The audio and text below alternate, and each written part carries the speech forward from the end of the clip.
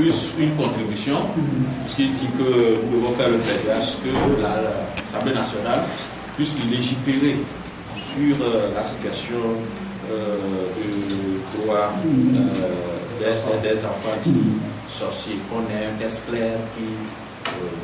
je crois que c'est une nation commune. Déjà au niveau des stratégies, toujours, ça va être proposé. Mais ce que je voudrais rappeler ici, c'est que nous avions fait le tour d'horizon de la question, de la problématique même de la sorcellerie. Parce qu'avant même que l'Assemblée le reconnaisse, c'est-à-dire ne fasse des tests pour dire qu'il y a protection d'enfants, sorciers, etc., il faudrait que la législation reconnaisse la sorcellerie. Ça, c'est une obligation. La législation doit d'abord reconnaître la sorcellerie avant maintenant qu'on aille sur le terrain d'enfants dits sorciers. Mais après analyse, la dernière fois, on s'est dit que, comme au Cameroun, au Bénin et surtout en Côte d'Ivoire, mais le phénomène a été plus persistant au Cameroun, au moment où la loi a été votée pour reconnaître la sorcellerie, je vous assure que c'est les hommes politiques qui ont payé le tribut. Parce que le tribunal là reconnaît la sorcellerie en ces hommes politiques-là, et même à vous, leaders communautaires, leaders des organisations de la société civile, on a reconnu en certaines personnes des sorciers, et ces gens aujourd'hui sont encore en prison. Donc c'est pour dire simplement que c'est un travail de longue haleine que nous avons à faire. Il faut savoir ce que nous voulons et il faut savoir l'application qu'on en fera aussi. Ça c'est un. De deux, c'est que aujourd'hui, si nous nous forçons pour qu'on reconnaisse la sorcellerie, ça voudrait dire qu'il y a toute une série de choses à faire. Donc toujours est-il que la réflexion de là-bas ne va pas amputer sur la réflexion que nous allons mener ici. Ce que nous allons mener, il peut y avoir des recommandations allant dans ce sens-là. Maintenant, c'est la mise en œuvre de ces recommandations qu'on verra. Parce que si plus tard, on croit qu'on a besoin de quelque chose comme ça là, je pense que dès aujourd'hui, dès que nous allons commencer par faire des recommandations et proposer des stratégies pour en arriver, on verra là aussi ce qu'il faut parce que nous sommes souverains et c'est notre pays à tous. Nous ne pouvons que vouloir le bien, le bonheur du domaine de notre pays. Et ce domaine est constitué autre que par nos enfants qui naissent aujourd'hui. Oui, vous, M. Yaoui, dit que si le problème persiste, c'est parce que les auteurs méconnaissent le droit des enfants. Ils ne reconnaissent pas réellement que les enfants ont un droit. Est-ce qu'il n'y a pas une action à mener en amont sur ces auteurs pour qu'ils reconnaissent d'abord le droit des enfants? Et l'autre chose qu'il a dit, c'est que aux problèmes spirituels, des solutions spirituelles. Pourquoi ne doit-on pas former une synergie avec tous les acteurs religieux pour combattre ce phénomène? Moi, sur ce point, j'allais faire un commentaire après vous. D'accord, merci beaucoup. Je crois que la question elle est claire. Aujourd'hui, le phénomène est persistant. Si vous faites des actions, la première action, c'est l'éducation de la population. Et on doit amener la communauté à comprendre qu'un tel acte est passible de peine, de prison, de sanctions prévues par les dispositions de nos tests. On ne va même pas aller loin. Quand nous prenons le code de la famille, quand nous prenons le code du bien-être de l'enfant, il y a beaucoup d'éléments là-bas que nous pouvons exploiter pour sanctionner quiconque exerce de la violence sur un enfant. Ça, c'est le premier aspect. Le deuxième aspect, c'est que ça nous revient encore à nous, dans les travaux, de pouvoir faire des propositions concrètes allant dans ce sens-là. Il faut amener la population, les chefs communautaires, à comprendre le problème même qui entoure le phénomène. Et à se dire que c'est-à-dire de se départir de fait social. Parce qu'aujourd'hui, comme tu le dis, c'est clair que s'il y avait l'application parfaite de nos tests par rapport à la violation des droits de ces enfants qui sont identifiés, parce que les gens qui possèdent des actes sont identifiés, c'est les parents même qui acceptent d'abord donner l'enfant. Comment est-ce que moi je peux accepter qu'on lui donne mon enfant devant moi, le battre jusqu'à ce que l'enfant dise qu'il est sorcier? C'est incroyable. Si même l'enfant, je le vois tuer, c'est difficile pour un papa d'accepter voir même son enfant aller en prison. C'est difficile. Maintenant là, tu donnes ton enfant à l'assassinat comme ça, tu es là à suivre, et des fois, ils participent eux-mêmes. Il faut que les gens soient punis. Et donc, pour d'abord, avant d'arriver à la punition, il faut que nous prenions notre responsabilité à éduquer la population avant d'en arriver là. Toujours au niveau des ateliers, faites la proposition pour que nous puissions en prendre compte. Je vais revenir, vous allez avoir la parole tout à l'heure. Mais je vais terminer sa question d'abord. Tu as parlé de la synergie. D'accord. Tu as parlé de synergie avec les pasteurs et autres. Vous savez, quand nous étions à la rencontre là-bas, il y avait le responsable des tradithérapeutes qui ont donné le papier, le quitus, une attestation, un récépissé au Béninois dont je parlais.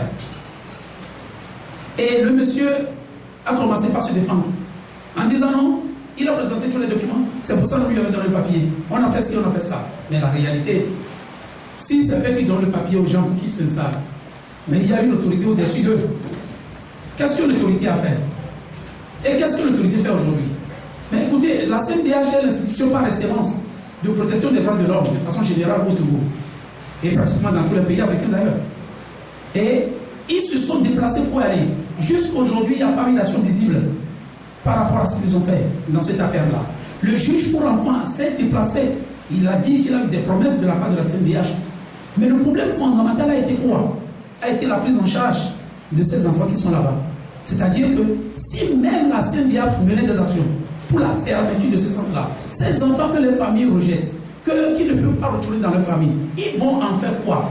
Or, aujourd'hui, vous savez, il y a 2 centres que l'État a mis en place pour l'accueil de ces innocents enfants, mais il y a un centre transitoire de 3 mois, je ne me trompe pas. Il y a un autre qui, normalement, est censé prendre en charge les enfants régulièrement. Je vous assure que ces centres ne fonctionnent pas. C'est une réalité. Et maintenant, s'ils doivent agir, c'est la fermeture du centre. Ils vont faire quoi des enfants et des personnes qui sont là-bas?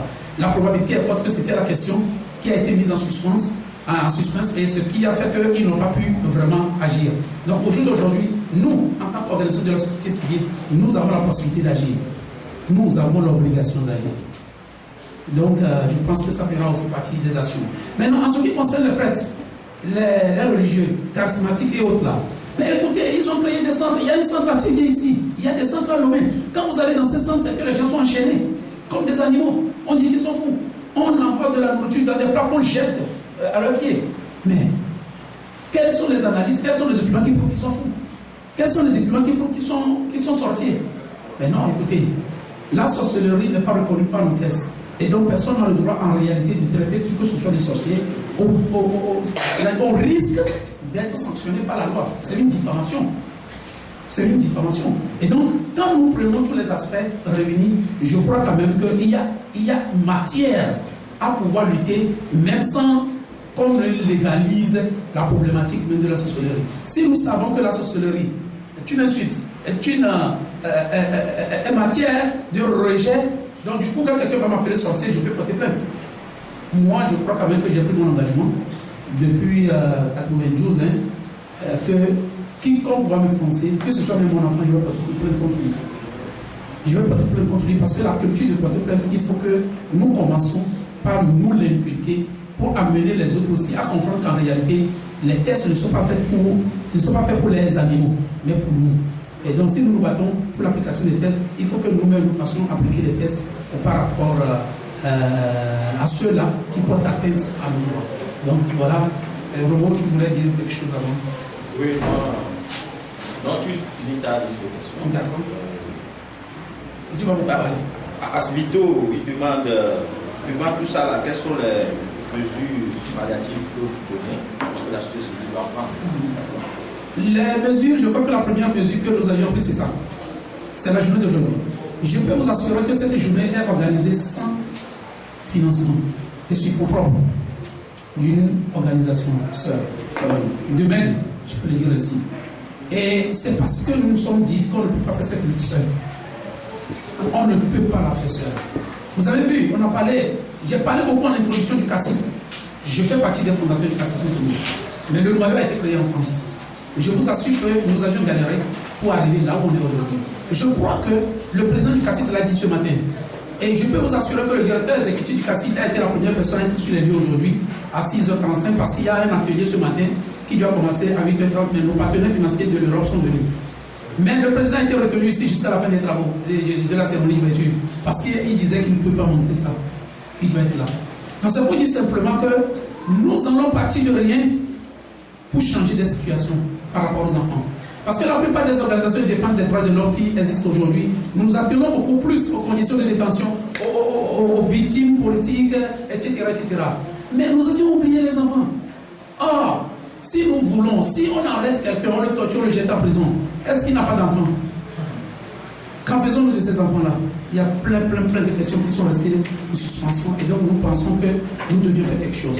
Et là, ce quelque chose-là, c'est cette rencontre que nous faisons. C'est cette rencontre qui va accoucher maintenant d'un plan d'action que nous allons commencer, dont nous allons commencer l'exécution dès le mois de janvier 2016, même si on n'a pas de financement. Parce que l'engagement des uns et des autres ici témoigne combien de fois on va agir et témoigne aussi que Dieu est de notre côté. Donc, voilà ce que je peux dire. Au niveau de l'État, il y a une enquête qui a été commanditée sous la direction de l'UNICEF. Ils ont produit un rapport, mais à notre rencontre là-bas, au niveau de ce côté, nous avions vu que le rapport n'a pas pris vraiment en compte un certain nombre d'éléments. Parce que vous savez, l'enquête a été focalisée par rapport aux enfants dissociés sur la communauté là. Mais quelqu'un vient de poser une bonne question. C'est-à-dire que dans nos communautés au sud, quelles sont les pratiques? Aujourd'hui aussi, au sud, les mêmes enfants qui sont considérés comme sorciers là-bas sont considérés ici comme spirituels. Et on leur donne des noms bizarres, Gossou, Aloumon, etc., etc. Mais ils ne sont pas tués. C'est la seule différence. C'est la seule différence. Ils sont confiés à une entité. Voilà, ils sont confiés à une entité. Donc, qu'est-ce qui se passe ailleurs? Et qu'est-ce que nous, on peut faire pour pouvoir corriger cette tir-là? Donc, voilà les actions au niveau de nous. Qu'est-ce qu'on peut faire? C'est ça la réponse. Maintenant, collectivement, ça dit que Maître ne fera rien seul. C'est avec vous et avec les médias qui sont là. Et maintenant, par rapport à l'État, nous ne savons pas concrètement quelles sont les dispositions que l'État prend, mais dans nos actions futures, le monitoring que nous aurons à faire, les actions de plaidoyer que nous aurons à faire en direction de l'État, nous amènera à savoir concrètement quel est le cahier de charge de l'État togolais par rapport à la thématique. Surtout que notre action ne va pas être limitée seulement aux enfants dits sorciers. Puisque j'avais eu à parler aussi des enfants de 9 ans qui sont mis en mariage pour des dettes de 2 000, de 3 000 francs. Donc c'est des situations que nous devions obligatoirement corriger. Ok, monsieur.